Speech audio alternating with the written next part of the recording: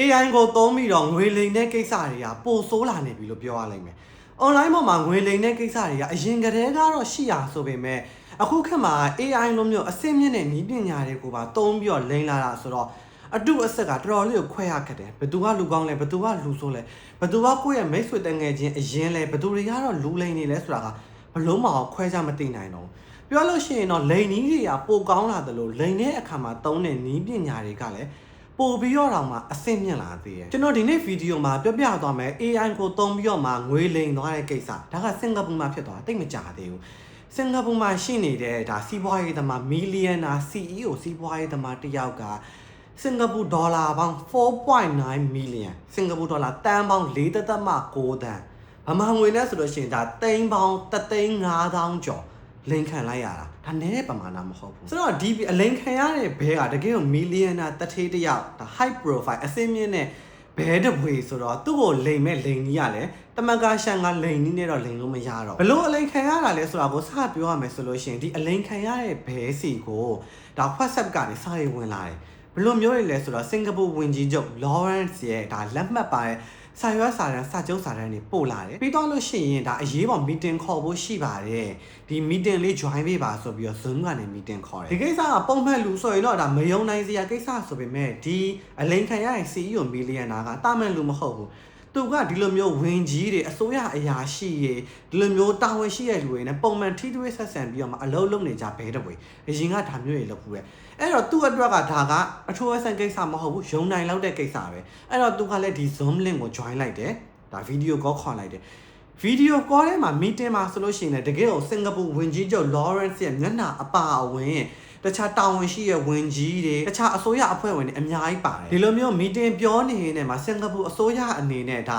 ပတ်စံလိုတယ်အဲ့ဒါကြောင့်မလို့ဒီလူစီကနေငွေချေးချင်ပါတယ်ဆိုပြီးတော့ပြောတယ်အဲ့တော့ဒီဘဲကလည်းအစိုးရစီကိုအစိုးရကမဟုတ်ဘူးเนาะဒီလိန်တဲ့လူတွေစီကိုငွေချေးပေးလိုက်တယ်အဲ့လိုနည်းနဲ့ပဲအလိန်ခံလိုက်ရတယ်ဆိုတော့ဒီဗီဒီယိုကောမှာဒီမီဒီယာမှာပြောနေတဲ့လူတွေကတကယ်တော့ဒါအစိုးရအရာရှိတွေမဟုတ်ဘူးတဲ့ဝန်ကြီးချုပ်တွေပါတယောက်မှမပါဘူးတာဝန်ရှိတဲ့လူတွေတယောက်မှမပါဘူးအဲ့ဒီအစားဒီစင်ကာပူဝန်ကြီးချုပ် Lawrence ရဲ့မျက်နှာရဲ့တခြားဝန်ကြီးတွေရဲ့မျက်နှာတွေကိုယူသုံးထားတာပြောလို့ရှိရင်တော့ AI နည်းပညာနဲ့ဒါ deepfake နည်းပညာတွေကိုသုံးပြီးတော့မှလူလိမ်တွေကအစိုးရအရာရှိတွေကမျက်နှာတွေကိုယူသုံးထားတာ Okay ဆိုတော့ဒီကိစ္စကိုခဏလေးအချိန်ယူပြီးစဉ်းစားကြည့်ဒီအလိန်ခံလိုက်ရတဲ့ဘဲကတာမန်တမန်ကရှန်ကဘဲတော့ဝင်မဟုတ်သူ့ရဲ့နောက်မှာဥပဒေအကြံပေးတွေစီးပွားရေးအကြံပေးတွေလူတွေအများကြီးရှိတယ်သူကိုယ်တိုင်ကလည်းပညာတတ်တကယ်ကိုစီးပွားရေးအတွေ့အကြုံအများကြီးရှိတယ်မီလီယံနာ CEO တယောက်ဒီလိုမျိုးဒါတကယ် high profile ပညာတတ်ဘဲတပွေတောင်မှ AI နဲ့ deepfake နည်းပညာတွေကိုသုံးပြီးတော့လိန်ခံလိုက်ရတာကိုမရိပ်မိလိုက်ဘူးပြောလို့ရှိရင်တော့ခုနပြောသလိုပဲသိန်းပေါင်းဗမာငွေနဲ့သိန်းပေါင်း 3,500,000 ကျော်အလိန်ခံလိုက်ရတာအဲ့တော့နည်းပညာနဲ့အလှမ်းဝေးတဲ့လူကြီးတွေလို့ပြောလို့ရတယ်ကျွန်တော်တို့မိဘအရွယ်လူတွေကျွန်တော်တို့ရဲ့အဖိုးအဖွားလိုမျိုးလူတွေဆိုလို့ရှိရင်တော့ဘလောက်တောင်မှအလွယ်တကူလိန်လို့ရနေမလဲဒီလောက်ထိဒါ AI နဲ့နည်းပညာအမြင်တွေကို30ရာတောင်မလိုဘူးဒါအခုလည်းလက်တွေ့မှာဖြစ်နေရပေါ့လေပုံမှန်ဖုန်းလေးဆက်ပြီးတော့မှ KB OTP ကုတ်တောင်းတာမျိုးတွေမှတ်ပုံတင်နံပါတ်မေးတာမျိုးတွေနဲ့တောင်မှနေစဉ်တူကအ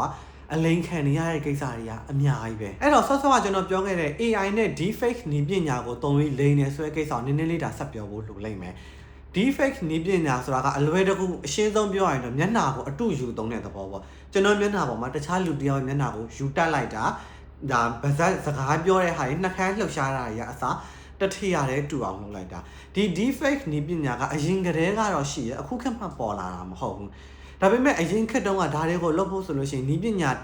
တအားနည်းပညာလိုအပ်ချက်ကတအားမြင့်တယ်အချိန်တွေပို့ပေးရတယ်ပြီးတော့ဒါကိုလိမ်မဲ့လူရဲ့ဓာတ်ပုံတွေဗီဒီယိုတွေအတန်တွေအများကြီးလိုတယ်ထားပါတော့ကျွန်တော်ကဒါ celebrity တယောက်ရဲ့မင်းသားတယောက်ရဲ့မျက်နှာကိုယူသုံးမယ်ဆိုရင်အဲ့ဒီမင်းသားရိုက်ထားတဲ့ဓာတ်ပုံတွေဗီဒီယိုတွေရုပ်ရှင်တွေအတန်တွေဒါတွေအများကြီးလိုတယ်ဒါပေမဲ့ခုခေတ်မှာကတော့ဒါသိရဲ့အတိုင်းပဲ AI ပေါ်လာပြီ AI ရဲ့အကူအညီနဲ့ကကောင်းတာတွေအများကြီးလုပ်လို့ရသလိုစိုးတာတွေကိုလည်းအများကြီးအလွယ်တကူလုပ်လို့ရတော့အရင်ခေတ်တုန်းကဆိုလို့ရှိရင်တော့ celebrity တွေမှပဲဒီလိုမျိုး deepfake နည်းပညာကအလွယ်တကူလုပ်လို့ရစောစောပြောသလိုပဲဓာတ်ပုံအများကြီးလုပ်လို့ဒါပေမဲ့ခုခေတ်မှာကဓာတ်ပုံတွေဗီဒီယိုတွေအများကြီးမလိုတော့ဘူးခမားကဒါတာမန်လူတယောက် TikTok ပေါ်မှာပုံမှန်ဗီဒီယိုလေးနည်းနည်းပါးပါးတင်ထားမယ်10စက္ကန့်စာ10မိနစ်စာဗီဒီယိုလေး50ခုတင်ထားမယ်ဆိုရင်တော့မှဒီဗီဒီယိုလေးတွေကိုယူပြီးတော့ AI အကူအညီနဲ့ deepfake နည်းပညာနဲ့ခင်ဗျားရဲ့ပုံကိုမျက်နှာအတူအတန်အတူလုပ်ပြီးတော့လိန်လို့ရနေပြီဒါလူတိုင်းလုံးလို့ရနေပြီလို့ပြောတာမဟုတ်ပြင်မဲ့အရင်ထက်ဆိုင်အများကြီးကိုပို့ပြီးတော့အလွယ်တကူပို့ပြီးတော့မြန်မြန်ဆန်းဆန်းပြီးတော့ပို့ပြီးတော့လည်းပတ်စံအကောင်အကြနင်းနေနဲ့လိန်လို့ရသွားပြီ။ Okay ဆိုတော့ဒီကိစ္စတွေကခင်ဗျားတို့ကိုဘယ်လိုမျိုးတက်ရောက်မှုရှိစေမှာလဲဘယ်လိုရောကာကွယ်တာတွေလုပ်လို့ရမလဲဆိုပြီးတော့မေးစရာရှိရယ်ဒါမြင်တောင်းကျွန်တော်လိန်လို့ရတဲ့လိန်ဒီဥပမာတစ်ခုပြောပြမယ်ပေါ့လေဘယ်လိုမျိုးလဲဆိုတော့ကျွန်တော်တို့ရဲ့မိဘရဲ့အဖိုးအဖွားတွေရောဖုန်းတစ်ကောင်းဝင်လာအမေကြီးအဖွားကြီးကျွန်တော်ကအပြင်ရောက်နေလို့ခရီးသွားနေလို့လမ်းမှာကားဘိန်းပေါက်လို့လမ်းမှာကပိုင်းနှိုက်ခံရလို့ကေပေးလေးတသိန်းလောက်အမြန်လွှဲပေးပါဆိုပြီးတော့အတန်တူးနဲ့ဒါမျိုးတွေကိုတောင်းလို့ရတဲ့နည်းလမ်းတွေရှိတယ်။ဒါမျိုးတွေကလက်တွေ့မှာလည်းဖြစ်နေတဲ့ကိစ္စတွေအများကြီးရှိတယ်။အဲ့တော့ဒီကိစ္စတွေဆိုလို့ရှိရင်ဘယ်လိုမျိုးကာကွယ်ရမလဲဆိုတော့ပထမဆုံးအချက်အဖိုးအဖွားတွေမိဘတွေကိုဒီဗီဒီယိုအရင် share ထားပါတော့ပထမတစ်ချက်ကတော့သူတို့သိအောင်ပထမတစ်ချက်ပြီးတိုင်းဒုတိယတစ်ချက်အနေနဲ့ဘယ်တော့မှပတ်စံကိုတန်မလွှဲနဲ့အရင်ဆုံးမေးဒါကကိုသားလားကိုမြီးလားတကယ်ကိုရဲ့တငယ်ချင်းအပေါင်းအတင်ဟုတ်လားဆိုတာကိုအရင်ဆုံး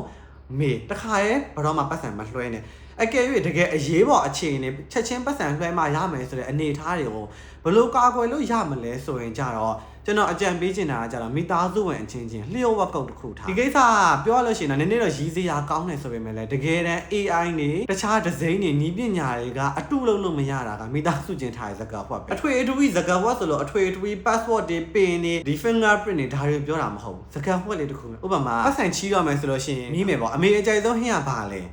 ဝတ်သားဟင်းဒါမျိုးပြန်ဖြစ်မှာပတ်စံလွှဲရမယ်ပေါ့လေဒီနေရာမှာလူလိန်တွေက AI တွေနီးပညာအမြင့်တွေကိုမသုံးဘူးဆိုရင်တော့မှသုံးစရာမလိုဘူးဆိုရင်တော့မှပဲ social engineering လို့ခေါ်တဲ့လိန်နီးတစ်ခုသူတို့တွေကသုံးကြတယ်ဘယ်လိုလဲဆိုတော့ခုနပြောသလိုပဲတားအယောင်ဆောင်ပြီးဖုန်းဆက်ပြီးမှအမေတားကတော့ဒုက္ခရောက်နေပြီကပိုင်းနိုင်ခံရလို့ကပြက်နေလို့အမြန်လွှဲပေးပါအမြန်လွှဲပေးပါဒုက္ခရောက်နေပြီ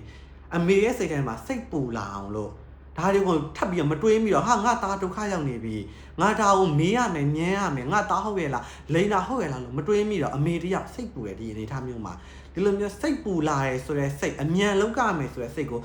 လှုံ့ဆော်ပြီးတော့မှလှုပ်တာအမြဲတမ်းဒါလူကြီးတွေကိုမှားထားမှာအမြဲတမ်းအရေးပေါ်လောက်ကတော့မယ်လောက်ကတော့မယ်ကမန်းကတန်းလောက်ကတော့မယ်ဆိုဘယ်တော့မှကမန်းကတန်းမလုံးနဲ့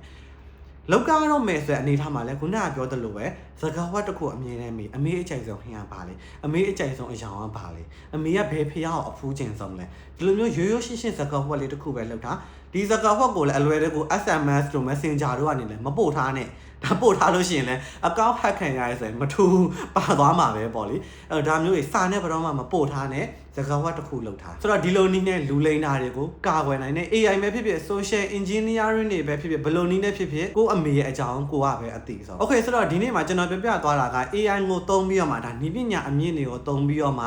လိန်နေတဲ့လိန်နည်းတစ်ခုကိုပြပြသွားတာတကယ်လက်တွေ့မှာတော့ဒီလိန်နီးတွေပဲရှိရတာမဟုတ်ကျွန်တော်မသိတဲ့လိန်နီးတွေအများကြီးရှိအောင်မယ်ဒါမြန်မာနိုင်ငံမှာခက်စားတာဆိုလို့ရှိရင်တော့ KB OTP ကုတ်တောင်းတာမျိုးတွေ KB အစစ်မြင့်တင်ပေးပါမယ် KB ရုံးရပါမှတ်မုံတင်နံပါတ်လေးပေးပါတို့ပြီးတော့လို့ရှိရင်အခုခေတ်ပိုးပြီးခက်စားနေတာကအလောက်ခန့်ပါမယ်ပတ်စံအရင်ကြိုလွှဲပါတို့ဘာလို့ဒါမျိုးတွေအလောက်ခန့်ကြည့်အောင်ဆောင်ပြီးမှလိန်တဲ့ကိစ္စတွေဒါမျိုးတွေလည်းအများကြီးရှိတယ်အဲ့တော့ဒီဗီဒီယိုကြည့်နေတဲ့လူတွေကဘယ်လိုမျိုးတွေကိုအလိန်ခံရဘူးလဲဒါမှမဟုတ်လို့ရှိရင်လည်းအတိအကျွမ်းနေတဲ့မှာဒီလိုမျိုးအလုံးခန့်မှာဆိုပြီးတော့မှအလိန်ခံရမှုတဲ့လူတွေရှိလားဒီလိုမျိုးရှိရဆိုရင်လည်းအောက်က comment ထဲမှာသူများတွေအလိန်မခံရအောင်လို့ကာကွယ်နိုင်အောင်လို့ဝင်မျှပေးသွားလို့ရပါတယ်ကျေးဇူးတင်ပါတယ်ခင်ဗျာ